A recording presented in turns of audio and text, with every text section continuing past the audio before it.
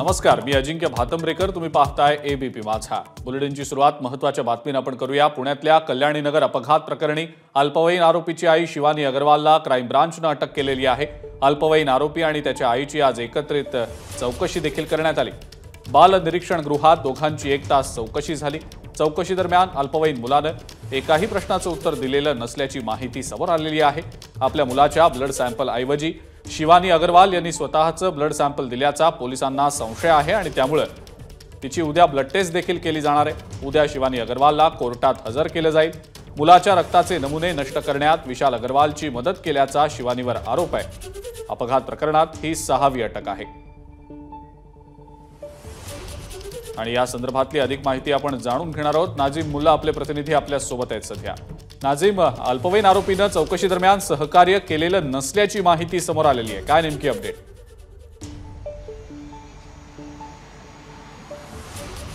अल्पवयीन मुलाची आज गुन्हे शाखेकडून या ठिकाणी कसून चौकशी जी आहे ती या ठिकाणी करण्यात आली आणि या चौकशी दरम्यान अल्पवयीन मुलाची आई शिवानी अग्रवाल ही सुद्धा सोबत होती. शिवानी अग्रवालला आज सकाळीच ताब्यात घेण्यात आलेलं आहे.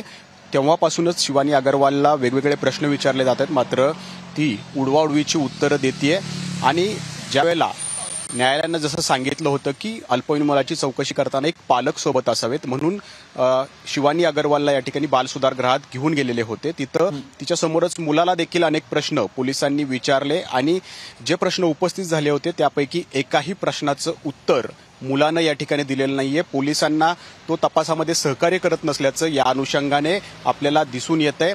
आता ती चौकशी संपल्यानंतर शिवानी अग्रवालला गुन्हे शाखेच्या 4 नंबरचं जो युनिट आहे त्या ठिकाणी पुन्हा एकदा आणण्यात आलेलं आहे आणि तिथं तिची पुन्हा एकदा चौकशी केली जाऊ शकते, परंतु ती तपासामध्ये सहकार्य अद्यापही करत नाहीये हेच दिसतंय.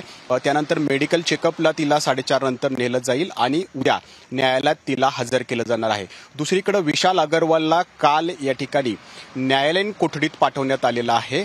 त्याला ड्रायव्हरला धमकवल्याप्रकरणी, त्याचं अपहरण केल्याप्रकरणी तो अटकेत होता, परंतु त्याला न्यायालयात पाठवल्यानंतर लगेचच गुन्हे शाखेनं दुसरा अर्ज या ठिकाणी केलेला होता. तो म्हणजे हा अर्ज होता रक्ताचे नमुने जे बदललेले आहेत आणि यामध्ये जो काही गैरकारभार झालेला आहे त्यामध्ये त्याला अटक करावी असं या ठिकाणी अर्ज न्यायालयात दिलेला होता आणि न्यायालयाने तशी परवानगी दिलेली आहे. त्यामुळं पुन्हा एकदा तुरुंगातून या ठिकाणी विशाल अग्रवालला ताब्यात घेण्यात आलेला आहे आणि त्याच्याही अटकेची सगळी प्रोसेस जी आहे ते या ठिकाणी सुरू आहे. उद्या न्यायालयामध्ये आई वडील म्हणजे विशाल अग्रवाल आणि शिवानी अग्रवाल या दोघांनाही रक्ताचे नमुने बदलल्याप्रकरणी अटक केली जाणार आहे. काय घडतं हे देखील एबीपी माझा, उघडा डोळे बघा नीट.